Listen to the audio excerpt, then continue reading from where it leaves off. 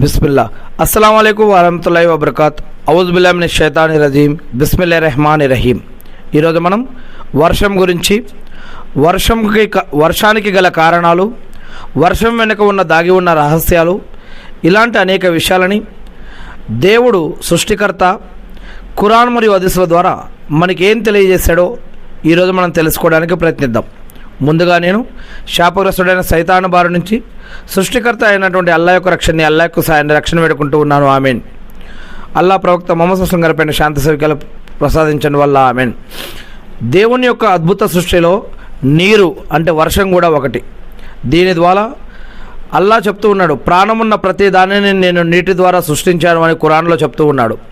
మరియు ఎలాగైతే చనిపోయినటువంటి భూమి లేదా ఎండిపోయినటువంటి భూమి వర్షం పడ్డాక మళ్ళీ ఎలా బ్రతుకుతుందో, అలానే మరణించాక, మానవులంతా మరణించాక ప్రళయ దినం, పునరుత్థాన దినం, జడ్జిమెంట్ డే రోజు కూడా అలానే మళ్ళీ తిరిగి లేపబడతారు అని, వారు బ్రతికుండంగా చేసుకున్న మంచి చెడు, పాపం పుణ్యం, హరాం హలాల్ జీవితం యొక్క కర్మలను బట్టి వారికి స్వర్గమా లేదా నరకమా అనేది ఇవ్వటం జరుగుతుంది అని, ఇలా వర్షం ఆధారంగా తీసుకుని అనేక రకాల విషయాలు అల్లాహ్ సుబ్హానహు వ తఆలా తెలియజేస్తూ ఉన్నాడు. ఖురాన్ మరియు హదీసులలో వర్షం గురించి చాలా చోట్ల ప్రస్తావించబడింది. వర్షాన్ని అల్లాహ్ తన యొక్క కారుణ్యానికి రెహమత్ చిహ్నంగా మరియు మృతులకు ప్రాణం పోసే ప్రక్రియకు నిదర్శనంగా చెప్పాడు. ఇది అల్లా యొక్క రెహమత్, కరుణ, ప్రేమకు సంబంధించినటువంటి విషయాలన్నమాట ఈ యొక్క వర్షం అనేది. ఖురాన్లో వర్షం గురించి ప్రస్తావించేటప్పుడు అల్లా దానిని ఒక వ్యవస్థగా, లెక్క ప్రకారం పంపే ఒక వరంగా చెప్పాడు. ఖురాన్లో సూరా కాఫ్ 50వ అధ్యాయం 9వ వాక్యం, జీవం పోయడం. మేము ఆకాశం నుండి శుభప్రదమైన నీటిని, వర్షాన్ని కురిపించాము, దాని ద్వారా తోటలను, కోయబడే ధాన్యాన్ని మొలిపించాము. ఖురాన్లో సూరా అజ్-జుఖ్రుఫ్ 43వ అధ్యాయం 11వ వాక్యం, ఆయనే ఆకాశం నుండి ఒక నిర్దిష్టమైన కొలత ప్రకారం నీటిని కురిపించాడు, దాని ద్వారా మేము మృతప్రాయమైన, మరణించిన భూమికి మళ్ళీ ప్రాణం పోస్తూ ఉన్నామని చెప్తూ ఉన్నాడు. ఇక్కడ లెక్కించినటువంటి లేదా కొలత కలిగినటువంటి నీటిని అని చెప్పడం జరిగింది. అందుకే మనం కూడా నీటిని వృధా చేయకూడదు, లేదా నీటిని ఎక్కడైతే పాడు చేస్తున్నా, వృధా చేస్తున్నా అది ఎలాంటి పాపమో హదీసులలో దీని గురించి అనేక విషయాలు చెప్పబడ్డాయి. ప్రవక్త ముహమ్మద్ సల్లల్లాహు అలైహి వసల్లం గారు చెప్పారు, ఒకవేళ మీరు ఏదైనా ఒక పారే నది ఒడ్డున ఉండి వజూ చేస్తున్నా సరే మీరు ఆ యొక్క నది నీటిని పాడు చేయొద్దు అని ప్రవక్త ముహమ్మద్ సల్లల్లాహు అలైహి వసల్లం గారు చెప్పారు. ఇకపోతే సూరా అల్ బక్రా 2వ అధ్యాయం 164వ వాక్యం, ఆకాశం నుండి నీటిని కురిపించి చనిపోయిన భూమికి దాని ద్వారా, ఆ ఆకాశం నుంచి కురిపించబడే నీటి ద్వారా ప్రాణం పోయడంలో బుద్ధిమంతుల కోసం ఎన్నో సూచనలు ఉన్నాయి అని అల్లా చెప్తూ ఉన్నాడు. ఇక హదీసులలో చూసినట్లయితే ప్రవక్త ముహమ్మద్ సల్లల్లాహు అలైహి వసల్లం గారు వర్షం పడుతున్నప్పుడు దానిని ఒక ప్రత్యేకమైన సమయంగా భావించేవారు. అటువంటి సమయంలో దువా చేసేవారు. ప్రవక్త ముహమ్మద్ సల్లల్లాహు అలైహి వసల్లం గారు ఏమన్నారంటే, 2 సందర్భాలలో చేసే ప్రార్థనలు, దువాలు తిరస్కరించబడవు, అవి ఖచ్చితంగా స్వీకరించబడతాయి. ఒకటి అజాన్ సమయంలో, రెండవది వర్షం కురుస్తూ ఉన్నప్పుడు. అందుకే అజాన్ ఎంత విలువైనదో, ఆ అజాన్ అప్పుడు మనం ఆ యొక్క అజానికి బదులిచ్చిన తర్వాత మనం చేసే దువా ఎంత విలువైనదో, ఈ యొక్క అజానికి ఉన్నటువంటి విలువని, నమాజ్కి ఇచ్చే అజాన్ యొక్క విలువని ఇక్కడ తెలియజేయడం జరుగుతుంది. ఆ సమయంలో చేసే దువా రద్దు చేయబడదు, ఖచ్చితంగా దేవుడి వద్ద స్వీకరించబడుతుంది. రెండవది, వర్షం కురుస్తూ ఉన్నప్పుడు చేసే దువా కూడా దేవుడి వద్ద ఖచ్చితంగా స్వీకరించబడుతుంది అని ప్రవక్త ముహమ్మద్ సల్లల్లాహు అలైహి వసల్లం గారు చెప్పారు అని అబూ దావూద్ హదీస్ గ్రంథంలో చెప్పడం జరిగింది. వర్షం కురిసినప్పుడు చదవాల్సిన దువాలలో ఒక దువా, వర్షం పడుతున్నప్పుడు ప్రవక్త ముహమ్మద్ సల్లల్లాహు అలైహి వసల్లం గారు ఏం చెప్పేవారంటే, అల్లాహుమ్మా సయ్యిబన్ నాఫియా అనేటటువంటి ఒక దువా ఉంది. ఓ అల్లా, ఈ వర్షాన్ని మాకు ప్రయోజనకరంగా మార్చు అని. ఇంకొక దగ్గర ఇంకో దువాలో, ఓ అల్లా, ఈ వర్షపు నీటి ద్వారా ఉన్నటువంటి శుభాలను మాకు ప్రసాదించు, దీంట్లో ఉన్నటువంటి ప్రమాదాల నుంచి, నష్టం నుంచి, అనారోగ్యాల నుంచి, ఆపదల నుంచి, కష్టాల నుంచి, వరదల నుంచి మమ్మల్ని రక్షించు అని ఈ విధంగా కూడా దువా చేసుకోవచ్చు అనమాట. వర్షం ప్రారంభమైనప్పుడు ప్రవక్త ముహమ్మద్ సల్లల్లాహు అలైహి వసల్లం గారు తన యొక్క దుస్తులను కొంచెం పక్కకు జరిపి వర్షపు చినుకులు తన శరీరాన్ని తాకేలా చేసేవారు. ఎందుకంటే ఇది ఇప్పుడే తన ప్రభువు వద్ద నుండి వస్తోంది అని ఆయన చెప్పేవారు. అంటే అల్లా సృష్టిలో స్వచ్ఛతకు అది నిదర్శనం. ఈ వాక్యాలు మనకు 3 విషయాలను గుర్తు చేస్తాయి: కృతజ్ఞత, పునర్జన్మ, సహజ వనరుల యొక్క రక్షణ. నీరు లేకపోతే జీవం లేదు అని గుర్తించి అల్లాకు కృతజ్ఞతలు చెప్పాలి. 2, ఉన్న నీటిని పరిశుభ్రంగా ఉంచాలి లేదా రక్షించాలి, లేదా నీళ్లు లేనటువంటి కరువు కాటకాల్లో ఉన్నటువంటి ఇతరులకు ఆ యొక్క నీటి దానాన్ని చేయాలి.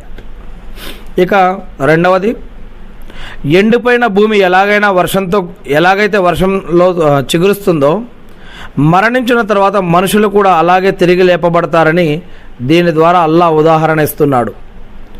3వది, వర్షం అనేది ఒక అమానత్, బాధ్యత, దానిని వృధా చేయకూడదు. వర్షం అల్లా యొక్క అత్యంత అద్భుతమైన మరియు దయతో కూడిన ఒక సృష్టి. మరి ప్రాణం లేని విధంగా కనిపించే భూమికి మళ్ళీ తిరిగి ప్రాణం పోయగలిగింది ఈ యొక్క వర్షం. ఇది ప్రకృతిలో జరిగే అతిపెద్ద అద్భుతం. భూమిపై ఉష్ణోగ్రతను తగ్గించి వాతావరణాన్ని చల్లబరచడంలో వర్షం కీలక పాత్ర పోషిస్తుంది. మరి ఈ సమయంలో మనం ఎక్కువగా నీళ్ళ యొక్క కరువు, అంటే ప్రవక్తల యొక్క కాలాలలో ఎక్కడైనా నీళ్ళ కరువు కానీ వర్షాలు లాంటి కరువు కానీ ఎక్కడైనా వస్తే ఆనాడు అక్కడ ఉన్నటువంటి ప్రజలందరూ కలిసి ఒక ఈద్గా లేదా ఒక ఓపెన్ మైదానం, ఒక ఓపెన్ గ్రౌండ్లోకి వెళ్ళి అందరూ కలిసి నమాజు చదివి అందరూ కలిసి ముక్త కంఠంతో మరి అల్లాని ప్రార్థించేవారు. ఈ యొక్క నమాజుకి ఒక పేరు కూడా ఉంది. ఇలా వర్షం గురించి ప్రత్యేకంగా ఒక నమాజే చెప్పబడింది, వర్షాలు లేనప్పుడు చేయవలసినటువంటి నమాజు గురించి. అంతేకాకుండా అల్లా సుబ్హానహు వ తఆలా ఈ యొక్క వర్షాన్ని ఒక లెక్క ప్రకారం, ఒక మోతాదు ప్రకారం ఏ ప్రాంతంలో ఎక్కడ, ఎందుకు, ఎలా, ఎంత వర్షం కురిపించాలో, ఎంత నీటిని కురిపించాలో ఆయన ప్లానింగ్ ప్రకారం ఒక లెక్క ప్రకారం కురిపిస్తాడు అని ఖురాన్ చెప్తూ ఉంది. ప్రకృతిలో వర్షం అనేది ఒక లెక్క ప్రకారం జరుగుతుంది. శాస్త్రీయంగా చూసినా ప్రతి సెకనుకు భూమి నుండి ఎంత నీరైతే ఆవిరవుతుందో అంతే స్థాయిలో వర్షం మళ్ళీ భూమికి ఏదో ఒక రూపంలో ఎక్కడో ఒక దగ్గర చేరుతూ ఉంటుంది. ఇది ఒక నిరంతర చక్రం. దీనినే వాటర్ సైకిల్ అని అంటాం. భూమిపై జీవరాశి మనుగడకు ప్రధాన కారణం ఈ యొక్క నీళ్లు. వర్షం పడుతున్నప్పుడు వాతావరణంలోని నత్రజని నీటితో కలిసి భూమికి చేరుతుంది. ఇది మొక్కలకు అత్యుత్తమమైనటువంటి సహజ ఎరువుగా పనిచేస్తుంది. అందుకే మనం పోసే నీటి కంటే కూడా వర్షపు నీటిలో మొక్కలు త్వరగా పచ్చగా మారతాయి. సముద్రపు ఉప్పు నీరు ఆవిరైనప్పుడు కేవలం స్వచ్ఛమైన నీరు మాత్రమే తిరిగి మేఘాలుగా మారుతుంది. ఇది సృష్టిలోని ఒక గొప్ప వడపోత పద్ధతి, ఫిల్ట్రేషన్ పద్ధతి. చాలా సంస్కృతులలో మరియు గ్రంథాలలో వర్షాన్ని రెహమత్గా, కరుణగా అభివర్ణించబడింది. కేవలం మనుషులకే కాదు, మూగజీవుల కోసం, పక్షుల కోసం, వృక్షాల కోసం, భూమి లోపల ఉండే చిన్న చిన్న క్రిమికీటకాల కోసం కూడా ఆహారాన్ని, నీటిని అందిస్తుంది ఆ దేవుడే. పర్వతాలపైన పడే వర్షం సెలయేరులుగా మారి నదుల ద్వారా వేల మైళ్ళ దూరం ప్రవహించి లక్షలాది మందికి తాగునీటిని అందిస్తుంది. ఎండిన భూమిపై మొదటి వర్షపు చిమ్మునుకులు పడగానే వచ్చే ఆ అద్భుతమైన సువాసన మనస్సుకి ఎంతో హాయినిస్తుంది. ఇది మట్టిలోని కొన్ని రకాల బ్యాక్టీరియా మరియు మొక్కల నూనెల కలయిక వల్ల వస్తుంది.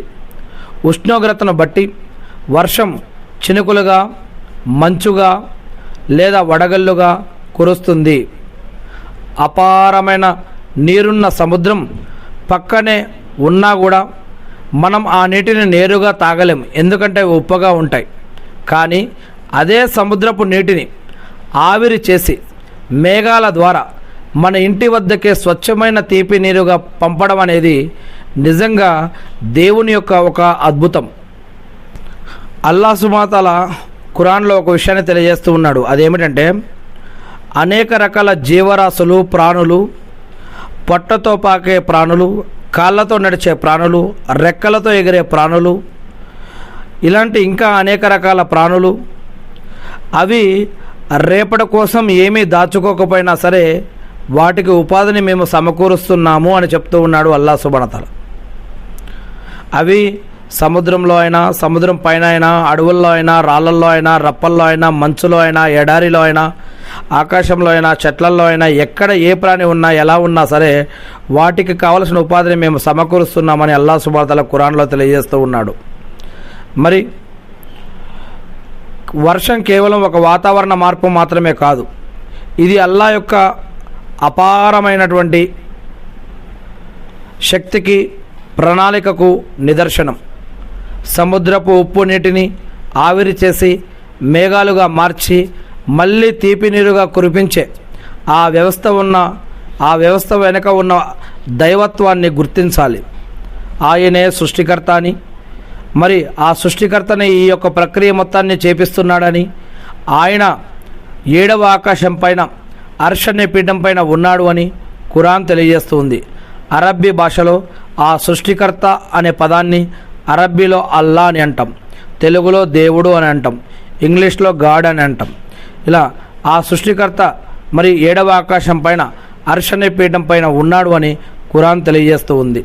రెండవది, ఎండిపోయిన నిస్సారమైనటువంటి భూమి వర్షం పడగానే ఎలాగైతే ప్రాణం పోసుకొని పచ్చగా మారుతుందో, అలాగే మరణించిన తర్వాత మనల్ని కూడా అల్లా తిరిగి ఖచ్చితంగా బ్రతికిస్తాడు అనే ఆఖిరత్, తీర్పు దినం, ప్రళయ దినం, జడ్జిమెంట్ డే, ఈ యొక్క సత్యాన్ని వర్షాన్ని చూసిన ప్రతిసారి గుర్తు తెచ్చుకోవాలని ఇస్లాం చెప్తూ ఉంది.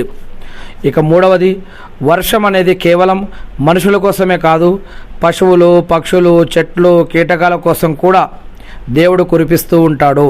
కాబట్టి సృష్టికర్త లాగే విశ్వాసి కూడా అందరి పట్ల కరుణతో ఉండాలి. ముస్లింలైనా, ముస్లింలు కాకపోయినా, మనుషులు కాకపోయినా ఇతర ప్రాణుల పట్ల కూడా, చెట్లు, జంతువుల పట్ల కూడా, ఇతర మానవులందరి పట్ల కూడా మానవుడు ప్రేమతోటి గౌరవంగా మెలగాలి అని ఇస్లాం తెలియజేస్తూ ఉంది. ఇక వర్షం పడినప్పుడు మనసుకు సంతోషం కలగడం సహజం, కానీ ఒక విశ్వాసి ఆ సంతోషాన్ని కృతజ్ఞతగా మార్చాలి. అల్లా మనకు తాగునీటిని, ఆహారాన్ని ప్రసాదించినందుకు గాను మనస్ఫూర్తిగా అల్హమ్దులిల్లా అని స్తుతిస్తూ ఉండాలి. వర్షం పడేటప్పుడు అల్హమ్దులిల్లా అని చెప్పాలి, మరియు దువాలు కూడా చేసుకుంటూ ఉండాలి. వర్షం కురుస్తున్న సమయంలో ప్రార్థనలు అంగీకరించబడే పవిత్ర సమయమని మనం ఇప్పుడే చదువుకున్నాం. కాబట్టి ఆ సమయంలో వృధాగా కాలక్షేపం చేయకుండా ప్రవక్త గారు నేర్పిన దువాలు చదువుకోవటం మంచిది. అల్లాహుమ్మ సయ్యిబన్ నాఫియా అనేటటువంటి దువాలు. ఓ అల్లా, ఈ వర్షాన్ని మాకు ప్రయోజనకరంగా మార్చు, దీంట్లో ఉన్నటువంటి ప్రమాదాల నుంచి రక్షించు అని. ఆమీన్. నీటిని వృధా చేయకుండా జాగ్రత్త పడాలి. నీరు అల్లా ఇచ్చిన గొప్ప వరం మరియు అమానత్ బాధ్యత. వర్షం ఎక్కువగా పడుతున్నప్పుడు కూడా నీటిని వృధా చెయ్యకూడదు. ప్రవక్త ముహమ్మద్ సల్లం గారు ప్రవహిస్తున్న నది ఒడ్డున ఉన్నప్పటికీ నీటిని పొదుపుగా వాడమని చెప్పారు అని మనం ఇంతకుముందు చదువుకోవడం జరిగింది. ఇక వర్షం ఒక్కోసారి తుఫానుగా మారి నష్టాన్ని కూడా కలిగిస్తుంది. అందుకే వర్షం పడేటప్పుడు అది కేవలం కారుణ్యంగానే ఉండాలి అని, దైవాగ్రహం ఆజాబ్ కాకూడదు అని అల్లాని దువా చేసుకుంటూ ఉండాలి. ఒక విశ్వాసికి ప్రకృతిలో జరిగే ప్రతి మార్పు దేవుడిని గుర్తు చేసే ఒక నిదర్శనంగా ఉండాలి. వర్షాన్ని కేవలం ఒక ఋతువుగా కాకుండా అల్లా యొక్క కరుణగా భావించి జీవించడమే నిజమైనటువంటి విశ్వాసం. ఆ అల్లాహ్ సుబ్హానహు వ తఆలా ఇహపరలోకాల్లో మనందరిపై కూడా కరుణ కురిపించుగాక. ఆమీన్. అల్లా, మీరు మాకు ఇచ్చినటువంటి నీటి కోసం మేము మీకు కృతజ్ఞతలు తెలియజేస్తూ ఉన్నాం.